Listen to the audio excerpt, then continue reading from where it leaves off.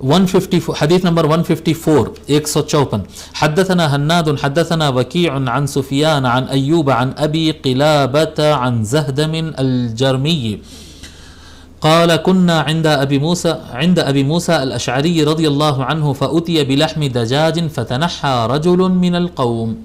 ابو موسیٰ الاشعری، یہ ایک نیا نام ہے، لکھیے، یہ صحابی رسول ہیں. ابو موسیٰ عبد اللہ بن قیس الاشعری. پھر سے ابو موسیٰ عبد اللہ بن قیس الاشعری. یہ اصلاً یمنی تھے، یمن کے رہنے والے اصلاً تھے یہ، اور یہ ہجرت کی ہے، ہجرت کر کے یہ مدینے کو آ گئے تھے. پہلے مکہ سے یمن کی طرف گئے، پھر اس کے پاس ایک سفر میں جو ہے وہ کشتی ان کی بھٹک گئی تھی، سمندر سے جا رہے تھے مکہ سے نکل کر، تو کشتی ان کی بھٹک گئی تھی تو حبشہ پہنچ گئے تھے. بہرحال اس طرح سے پلٹ کر پھر جو ہے وہ واپس آئے تھے. جنگ خیبر کے موقع پر وہ مدینہ شریف آ چکے تھے، اور جنگ خیبر میں حضور صلی اللہ علیہ وآلہ وسلم کے ساتھ شریک رہے. ان کے ہاتھ پر اہل یمن میں سے بہت ساری تعداد ان کے ہاتھ پر اسلام قبول کی، اور حضور صلی اللہ علیہ وآلہ وسلم ان کے بارے میں ارشاد فرمائے لقد اوتی هذا مزمارا من مزامیر آل داود. حضرت داود علیہ السلام کی لحن اور ترنم بہت زیادہ شاندار تھی، تو مزامیر آل داود کہتے ہیں جی، اس کو مزمار سے تعبیر دیتے ہیں جی، مزمار کہتے ہیں نا، سریلی بین بجانا جو کہتے ہیں. تو اللہ تبارک و تعالیٰ نے ابو موسیٰ اشعری کو داود والی بین عطا کیا جی. جی تو بہت اچھا قرآن پڑھتے تھے، بہت اچھا قرآن پڑھتے تھے. حضور صلی اللہ علیہ وآلہ وسلم پسند فرماتے تھے، ان سے سنتے تھے قرآن. تو ابو موسیٰ اشعری رضی اللہ تعالی عنہ کا انتقال 44 ہجری میں ہوا.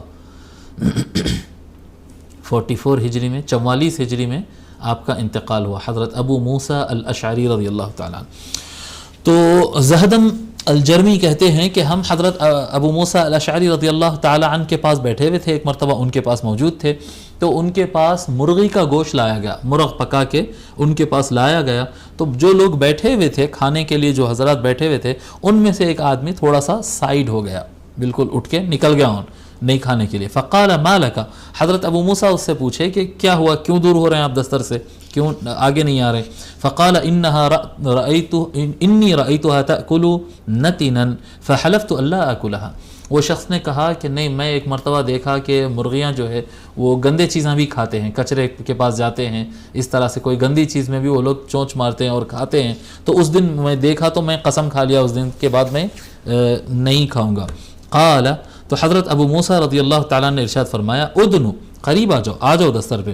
فإنی رأیت رسول اللہ صلی اللہ علیہ وآلہ وسلم یأکل لحم دجاج، بے شک میں رسول اکرم صلی اللہ علیہ وآلہ وسلم کو مرغی کا گوشت کھاتے ہوئے دیکھا. یعنی مرغی کا جو کھانا رہتا ہے، یعنی آج کے مرغیوں پر اس کو نہ تولا جائے، آج کے مرغیوں پر اس کو قیاس کرنا، اس کو کمپیئر کرنا صحیح نہیں ہوگا. اس زمانے میں عام مرغیاں ہوتے تھے، جیسا گاؤں میں ہوتے نا مرغیاں، انجئی مرغی کہتے ہیں یا کیا کہتے ہیں اسے، یہاں کرناٹکا میں ناٹی مرغی کہتے ہیں. بہرحال اصیل جو ہوتی ہے، اصلی مرغی جو ہوتی ہے، جس میں جو پولٹری فارم میں تیار نہیں ہوتی، اس طرح کے مرغیاں ہوتے تھے.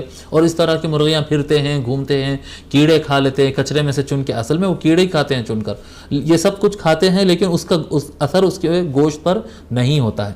آج کے جو مرغیاں ہیں، یہ پولٹری سے جو مرغیاں بنائے جا رہے ہیں، ان کی 100% فیڈنگ وہی ہے، خراب چیزوں پر مشتمل ہے، تو اس کا نقصان دہ ہونے کا امکان زیادہ ہے.